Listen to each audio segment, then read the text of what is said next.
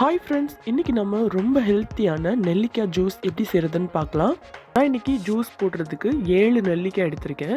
இதில் உள்ள விதையை நம்ம நீக்கிட்டு அந்த நெல்லிக்காவை கொஞ்சம் சின்ன துண்டுகளாக கட் பண்ணி எடுத்துக்கலாம். இது கூட சேர்க்குறதுக்கு ஒரு எலுமிச்சப்பழம் எடுத்திருக்கேன், ஒரு வெள்ளரிக்காய் எடுத்து வச்சுருக்கேன். இதிலேருந்து நான் பாதி வெள்ளரிக்காவை தான் நான் சேர்க்க போகிறேன். அடுத்ததாக ஒரு துண்டு இஞ்சி தோல் நீக்கி எடுத்து வச்சுருக்கேன். காரத்துக்கு 2 பச்சை மிளகாய் எடுத்திருக்கேன். நீங்கள் ரொம்ப காரமான பச்சை மிளகாவாக இருந்தால் ஒரு பச்சை மிளகாய் சேர்த்தா போதும். அடுத்ததாக ஒரு கைப்பிடி அளவுக்கு கருவேப்பிலை எடுத்திருக்கேன். கருவேப்பிலை சேர்த்திங்கன்னா டேஸ்ட்டும் வாசனையும் ரொம்ப நல்லாயிருக்கும். ஃபஸ்ட்டு ஒரு மிக்ஸி ஜாரில் நம்ம கட் பண்ணி வச்சுருக்கிற இந்த நெல்லிக்காவை சேர்த்துடலாம். அடுத்ததாக நம்ம எடுத்து வச்சுருக்கிற இஞ்சியை சேர்த்துடலாம். கூடவே நம்ம எடுத்து வச்சுருக்கிற பச்சை மிளகாவை சேர்த்துடலாம். அடுத்ததாக நம்ம எலுமிச்சை பழத்தை பிழிஞ்சு இதில் சேர்த்துக்கலாம்.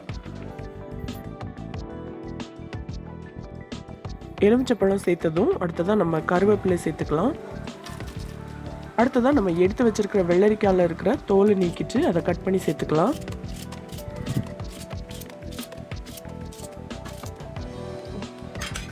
இப்போ இதில் நான் ஒரு 3 கப் தண்ணி சேர்க்க போகிறேன். சேர்த்துட்டு நம்ம மூடி வச்சுட்டு அரைச்சி எடுத்துடலாம். இதில் நம்ம சேர்த்துருக்கிற எல்லா பொருட்களுமே நம்மளோட உடம்புக்கு ரொம்ப ரொம்ப நல்லது. இதை நம்ம டெய்லி குடிச்சிட்டு வந்தோம் அப்படின்னா நமக்கு வெயிட் லாஸ் ஆகும். அதே மாதிரி முடியும் ரொம்ப அடர்த்தியாக வளரும். 1 நிமிஷம் அரைச்சா போதும். இந்த பெரிய நெல்லிக்காவை நம்ம டெய்லி அப்படியே வெறுமனே சாப்பிட்றது ரொம்ப நல்லது. ஆனால் அப்படி சாப்பிட்றதுக்கு நம்ம விரும்ப மாட்டோம். அதனால் இந்த மாதிரி ஜூஸ் போட்டு குடித்தோம்னா நம்ம விரும்பி குடிக்கலாம். இதை இப்போ நல்லா அரைச்சி எடுத்தாச்சு. இதை நம்ம வடிகட்டிடலாம். இந்த பெரிய நெல்லிக்காயில் நிறைய ஃபைபர் இருக்குது. இதை நம்ம அப்படியே வெறுமனே சாப்பிட்டா அதில் இருக்கிற ஃபைபர் எல்லாமே நம்மளோட உடம்புக்கு கிடைக்கும். ஆனால் நம்ம ஜூஸ் போட்டு அதை வடிகட்டினா அதில் இருக்கிற ஃபைபர் எல்லாமே தனியாக போயிடும். இப்போ இதில் நம்ம தேவையான அளவுக்கு உப்பு சேர்த்துக்கலாம். அவ்வளோதான், நம்மளுடைய சூப்பரான நெல்லிக்காய் ஜூஸ் ரெடி ஆகிடுச்சு.